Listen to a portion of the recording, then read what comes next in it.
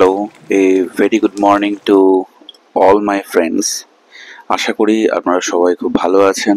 আজকে আমি আপনাদের সঙ্গে তিল এবং বাদাম দিয়ে তৈরি করা ঝিঙের রেসিপি শেয়ার করব।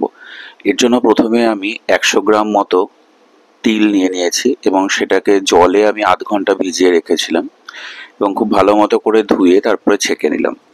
এর মধ্যে দিয়ে দিলাম আমি 30 থেকে 40 গ্রাম মতো বাদাম, আর দিয়ে দিলাম 2টো কাঁচা লঙ্কা, আর দিয়ে দিলাম হাফ টেবিল স্পুন নুন, আর দিয়ে দিচ্ছি হাফ টেবিল স্পুন মতো চিনি, আর এর মধ্যে আমি দিয়ে দিলাম হাফ টেবিল স্পুন মতো হিং।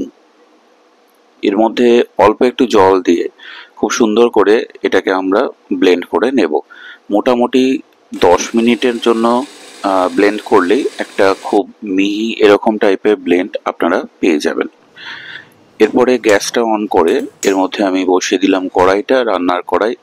এর মধ্যে আমি দিয়ে দিলাম 3 থেকে 4 টেবিল স্পুন মতো সর্ষের তেল, অল্প একটুখানি কালো জিরে দিলাম, মোটামুটি 1 টিস্পুন মতো।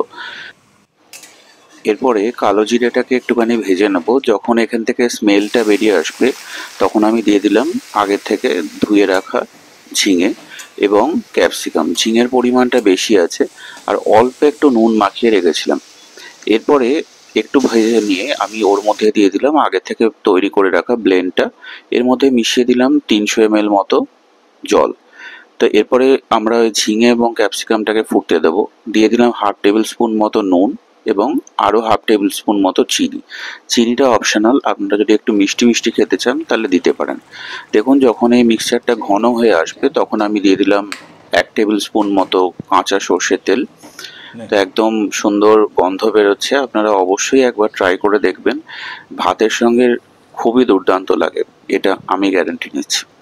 তো আজকের রেসিপিটা কেমন লাগলো আমাকে প্লিজ কমেন্ট করে জানাবেন। যদি ভালো লাগে থাকে তাহলে আমার চ্যানেলটা সাবস্ক্রাইব করতে অনুরোধ রইল। নমস্কার।